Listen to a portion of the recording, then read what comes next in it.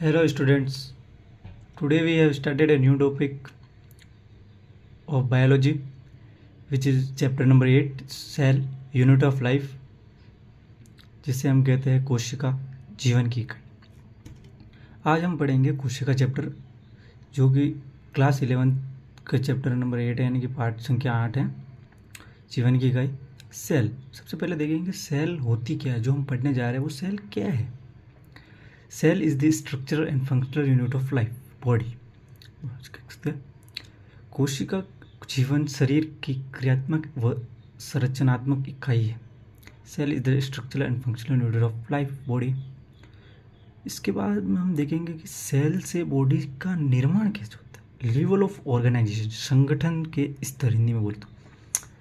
फिर देखेंगे प्लांट और एनिमल्स, जंतु और पादपों में अलग अलग तरीके का ये संगठन स्तर होता है, लेवल ऑफ ऑर्गेनाइजेशन होता है। तो इसको हम समझेंगे कैसे होता है। देखिए एनिमल्स में क्या होता है कि सेल से टिश्यू बनता है, टिश्यू से ऑर्गन बनता है, ऑर्गन से ऑर्गन सिस्टम, ऑर्गन सिस्टम से बॉडी, बॉडी से एनिमल, यानी कि कोशिका से उत्तक, उत्तक से अंग, अंग से अंगतंत्र, अंगतंत्र से जंतु। तो ये पूरा एक साइकिल होता है जिससे अब सेल से बॉडी का निर्माण हो जाता है। इस प्रकार से होता है। प्लांट में एक स्टेप अलग होती है, वो है सेल से टिश्यू। तो सेम ही है, टिश्यू से टिश्यू सिस्टम होता है ऑर्गन सिस्टम की जगह। टिश्यू सिस्टम वो भी वेल डेवलप्ड होता है, यानी कि वेल डेवलप्ड टिश्यू सिस्टम इनका होता है यहाँ पर। फिर होता है ऑर्गन, ऑर्गन बनता है, फिर ऑर्गन से बॉडी बनती है, और यही इस तरीके से पूरा पादप का निर्माण हो जाता है।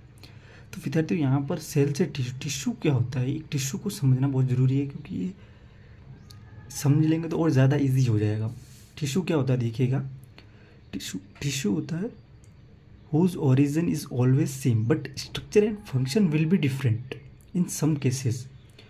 उत्तक जिसकी उत्पत्ति, संरचना और कार्य समान हो, लेकिन कभी कभी संरचना और कार्य अलग हो सकते हैं। उत्पत्ति हमेशा समान होनी चाहिए।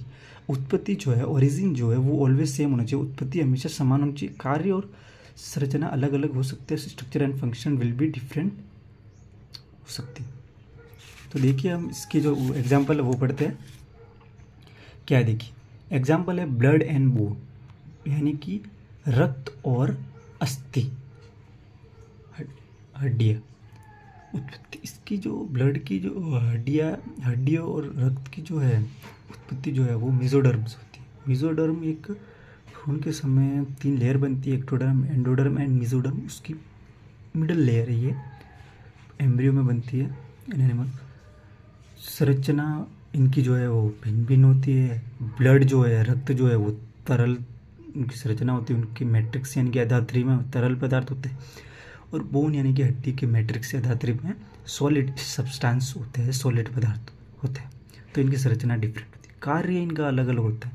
ब्लड का जो कार्य है वो देखिए क्या होता है, transportation of H2O, glucose, O2, protein and hormones, यानी कि H2O, O2, ग्लूकोज, प्रोटीन और हार्मोन्स का प्रिवेंट करता है ब्लड। जबकि जो बोन है, हड्डी है, वो शरीर को सहारा प्रदान करती है, प्रोवाइड सपोर्ट टू बॉडी। इनका जो फंक्शन है बोन का, वो प्रोवाइड सपोर्ट। तो इस प्रकार आप देखेंगे कि तक का एक बहुत ही अच्छा एग्जाम्पल है। अब ब्लड को देखोगे और बोन को देखोगे, दोनों ही कनेक्टिव टिश्यू जो संयोजी ऊतक है उससे बना होता है। इनकी उत्पत्ति समान है बट कार्य और संरचना अलग अलग। कनेक्टिव टिश्यू, तो हम यहाँ लिख देंगे कनेक्टिव टिश्यू से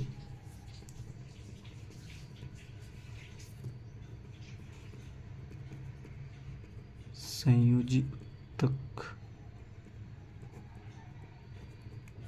से निर्माण। फिर देखिएगा अब हम बचेंगे डिस्कवरी ऑफ सेल।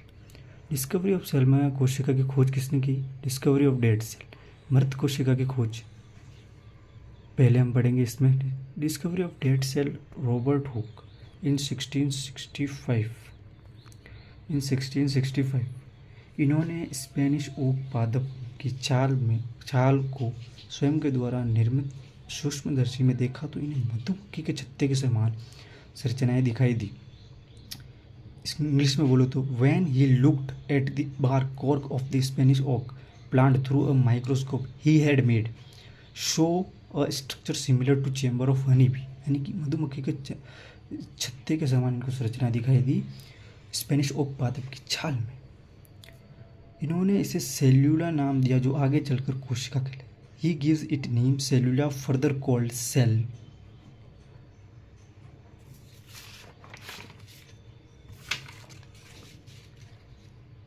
अब देखिएगा क्या होता है चौथा इसका देखिएगा, इन्होंने वास्तव में कोशिका भित्ति दिखाई दी थी। He actually discovered the cell wall. ठीक है, तो इनके अनुसार कोशिका के अंदर का भाग रिक्त या खोखला होता है। According to it the part of inside the cell is empty और होल। स्ट्रक्चर में देखेंगे हम, ये है सेलुला या सेल की स्ट्रक्चर। देखिएगा खोखला भाग होता है, अंदर का भाग होलो पार्ट होता है। ये जो है ये आउटर लेयर ये सेल वॉल कोशिका भित्ति कहलाती है। इनकी एक पुस्तक भी है रॉबर्ट हुक की, उसका नाम है Micrographia, name of book Micrographia. अब बहुत ही विशेष तरीके से जो किसी भी कंपटीशन एग्जाम या आपकी 12th बोर्ड के एग्जाम में क्वेश्चन पूछा सकता है। Robert Hooke discover dead cell and cell wall. ये आपको कोशिश ध्यान रखना कि रॉबर्ट हुक ने कोशिका भित्ति व मृत कोशिका की खोज की। अब साइटोलॉजी क्या होता है? साइटोलॉजी स्टडी ऑफ सेल, कोशिका का अध्ययन जो होता है वही कहलाता है साइटोलॉजी। अब इसमें भी डिफरेंट पार्ट्स हो सकते हैं। फादर ऑफ साइटोलॉजी है Robert Hooke, father of modern cytology है CP Swanson, father of Indian cytology है डॉक्टर ए के शर्मा।